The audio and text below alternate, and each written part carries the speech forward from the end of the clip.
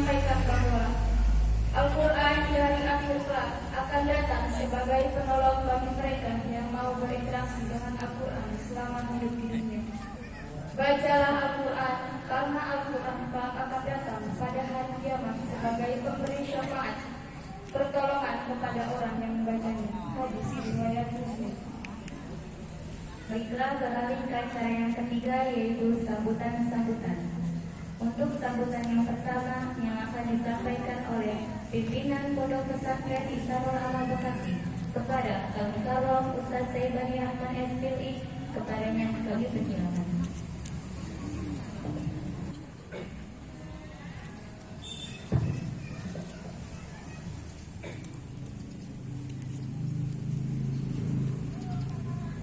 Bismillahirrahmanirrahim. Assalamualaikum warahmatullahi wabarakatuh. Waalaikumsalam warahmatullahi wabarakatuh. Alhamdulillah nahmaduhu wa nasta'inuhu wa nasta'hdihi wa nastaghfiruhu wa na'udzu billahi min shururi anfusina wa min sayyiati a'malina. May yahdihillahu fala mudilla lahu wa may yudlilhu fala hadiya lahu. Asyhadu an la ilaha illallah wa asyhadu anna Muhammadan 'abduhu wa rasuluhu la nabiyya wa la rasula ba'dah. Alhamdulillahirabbil alamin.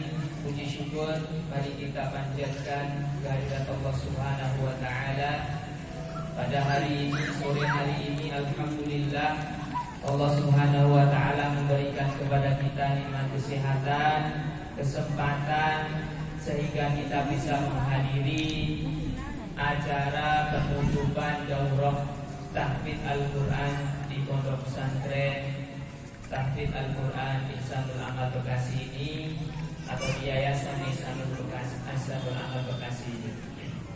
Shalawat serta salam marilah kita curah limpahkan kepada junjungan kita Nabi Agung Muhammad Sallallahu Alaihi Wasallam yang telah menunjukkan kita semuanya kepada Nur al-Islam, cahaya al-Islam yang telah membimbing kita semuanya sehingga kita disebutkan dalam Al-Quran, kuntum khairu ummah, kalian adalah sebaik-baiknya umat, dan kita semuanya adalah umat yang paling baik, ukhrijat linnas, yang dikeluarkan oleh Allah Subhanahu wa taala untuk manusia. Itu adalah umatnya Nabi Agung Muhammad sallallahu alaihi wasallam. Yang kami hormati Ketua Yayasan Ihsanul Amal Bapak Haji Ka'am Suwardi beserta para asatidz, kemudian anak-anak kami yang kami sayangi, santri-santri, putra dan putri, para penghafal Al-Quran yang insya Allah akan menjadi keluarganya Allah Subhanahu wa taala. Karena penghafal Al-Quran itu disebutkan ahlullah wa khasatih.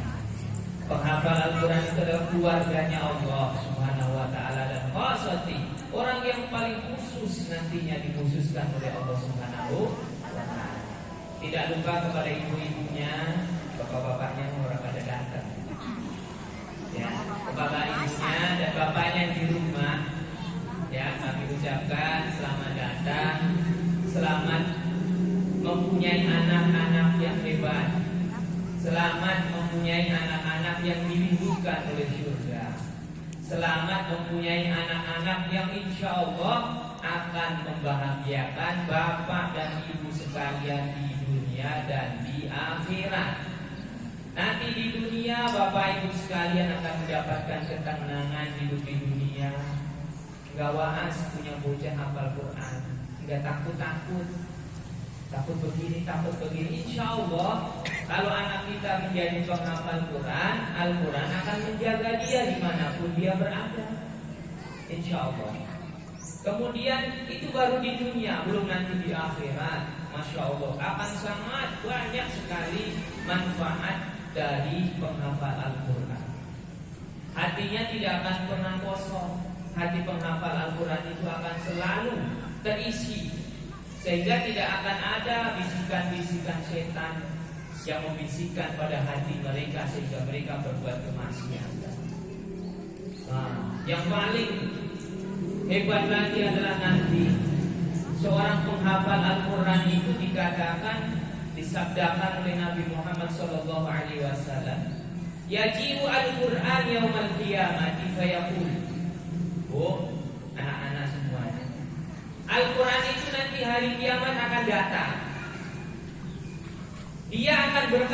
kepada Allah Subhanahu wa taala.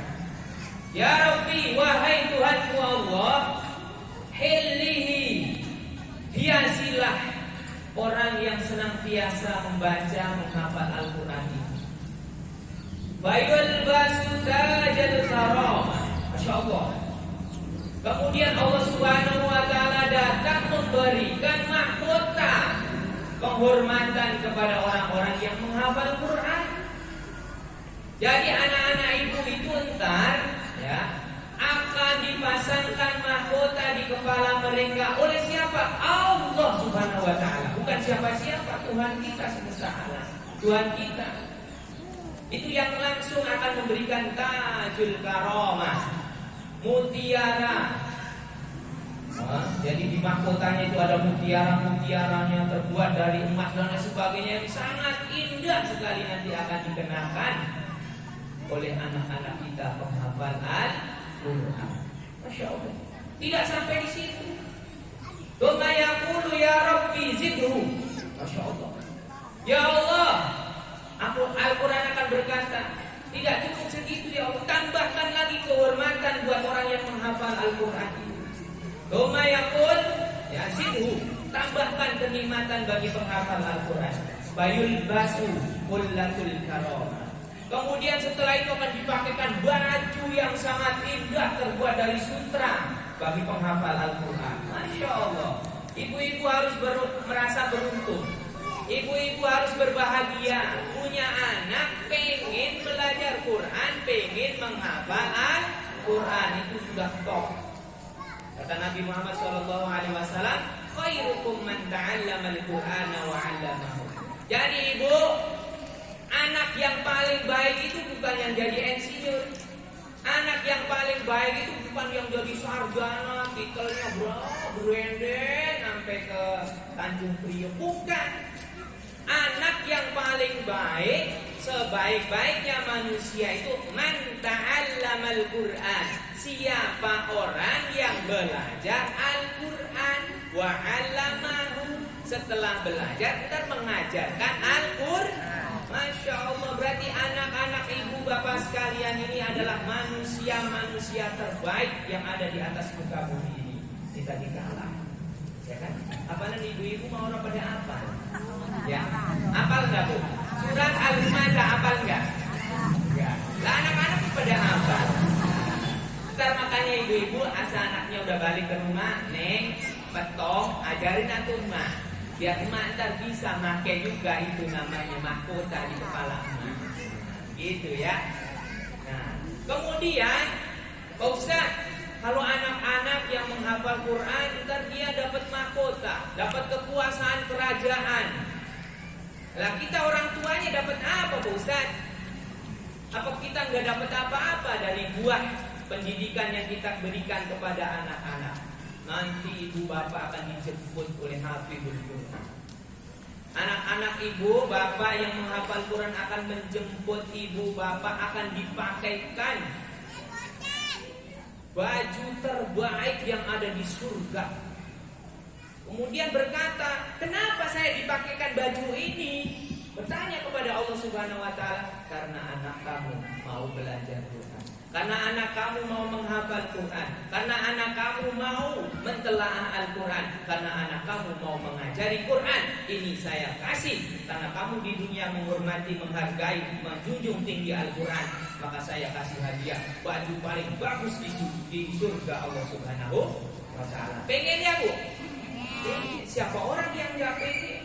Makanya mulai dari sekarang ini anak-anak niatkan, saya menghafal Al-Quran buat hadiah buat orang tua saya. Biar nanti saya ketemu sama orang tua saya di surga. Kalau orang tua saya sama orang bisa baca alif lam mim, apa begitu kalau ibu-ibu orang fasih. Nah, dari mana pahalanya? Dari anak-anak. Anak-anaknya yang akan mengangkat derajat orang tua. Maka serius belajar, maka alhamdulillah ya, selama kurang lebih 16 hari anak-anak ibu ini setiap hari pagi, siang, sore, malam Quran baik ya. Yang dipegang Quran sampai lupa pada mandi, Bu. Ya. Orang pada mandi, pada baca Quran, pagi siang sore mandi tetap, Bu, ya. Ya, rajin-rajin, insyaallah peserta daurah tahun ini yang laki-laki ganteng-ganteng, yang perempuan cantik-cantik, cantik hatinya juga cantik paras wajahnya. Amin ya rabbal alamin. Ibu-ibu yang dirahmati oleh Allah Subhanahu wa taala, sangat besar sekali pahala orang yang membaca Quran, orang yang menghafal Quran, orang yang senantiasa bermulazamah dengan Quran.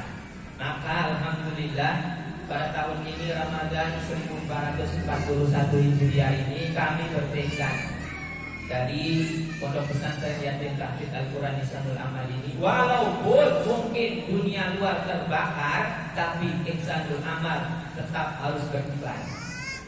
Sekarang kan dunia luar terbakar, Bu. Terbakar pusing mikirin COVID-19, pusing mikirin ini, pusing mikirin BPJS naik, pusing mikirin macam-macam bantuan dan sebagainya.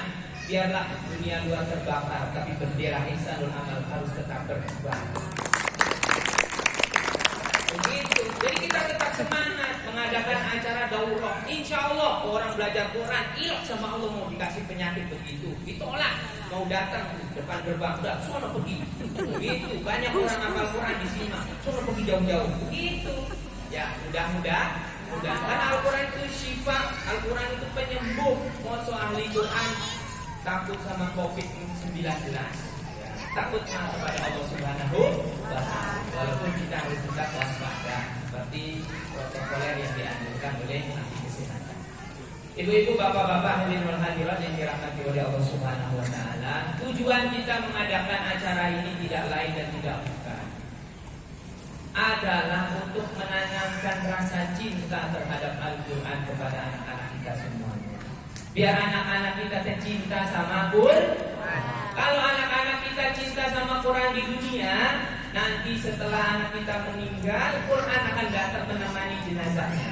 Di dalam hadis disebutkan bahwa orang itu kalau meninggal, dia itu sering membaca Quran, dia itu sering mentadaburi Quran, menghafalkan Quran.